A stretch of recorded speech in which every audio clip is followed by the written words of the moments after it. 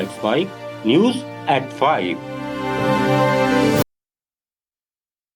कांग्रेस नेता राहुल गांधी ने आरोप लगाया है कि अमेरिका के साथ हुई ट्रेड डील से छोटे और मझोले उद्योगों को नुकसान होगा और रोजगार संकट बढ़ेगा। पश्चिम बंगाल के रायगंज में चुनावी रैली में उन्होंने एसआईआर के तहत वोटर लिस्ट से नाम हटाने को असंवैधानिक बताया और कहा कि कांग्रेस सत्ता में आने पर सभी नाम वापस जोड़े जाएंगे। राहुल गांधी ने भारत जोड़ो यात्रा का जिक्र करते हुए कहा कि नफरत से देश कमजोर होता है।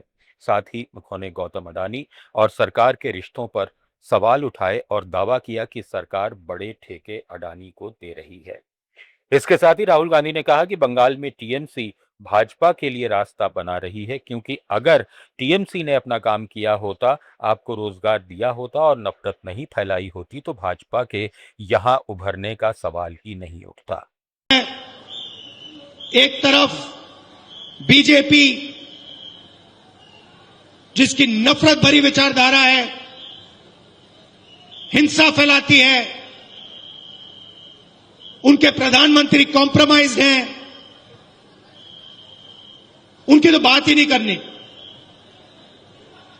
दूसरी तरफ बंगाल में टीएमसी पार्टी जो बीजेपी के लिए रास्ता बना रही है, क्योंकि अगर टीएमसी ने अपना काम किया होता, आपको रोजगार दिया होता,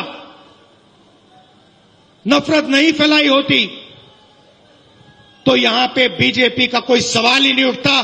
बीजेपी दिखती ही नहीं बंगाल में।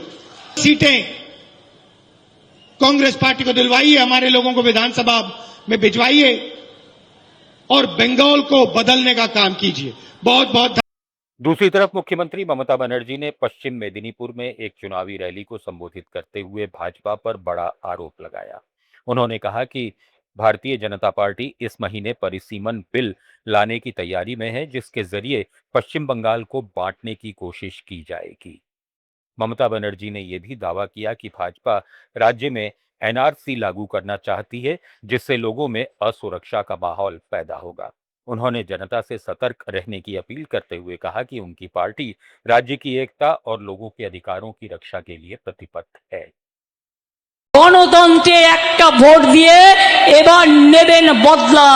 তার কারণ যদি না করেন, আগামী দিন এই বাজেট এই মাসেই ডিলিমিটেশন বিল নিয়ে আসছে, টুকরো টুকরো করে দেবে আপনাদের, বাংলাকে ভাগ করে দেবে 1 নম্বর, 2 নম্বরের পর এনআরসি করবে।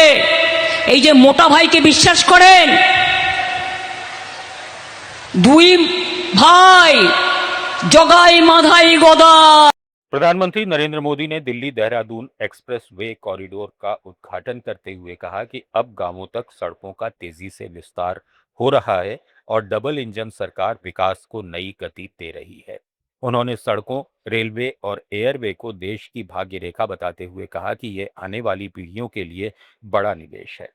उत्तराखंड में टूरिज्म तेजी से बढ़ रहा है, जिससे रोजगार और आय के नए अवसर बन रहे हैं।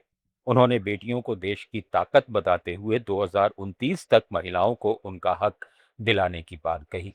साथ ही एक्सप्रेसवे और आर्थिक कॉरिडोर को विकास का गेटवे बताते हुए उन्होंने कहा कि इससे किसानों को फायदा होगा और लागत कम होगी। साथियों, देहरादून दिल्ली इकोनॉमिक कॉरिडोर से भी इस पूरे क्षेत्र का कायाकल्प होने जा रहा है। पहला फायदा तो यह है कि इससे समय बचेगा, आना जाना सस्ता और तेज होगा, लोगों का पेट्रोल डीजल कम खर्च होगा, किराया भाड़ा कम होगा और दूसरा बड़ा फायदा रोजगार का होगा। अब इसके निर्माण में 12,000 करोड़ रुपए खर्च हुए तो हजारों श्रमिकों को काम मिला है। साथ ही जो इंजीनियर है। न्यूज एट 5 में फिलहाल इतना ही। बने रहिए लेट्स माइक के साथ। आप सुन रहे थे let's mic more than radio. Follow कीजिए हमें हमारे सोशल मीडिया प्लेटफॉर्म्स पर। It's time for news. It's time for more than radio.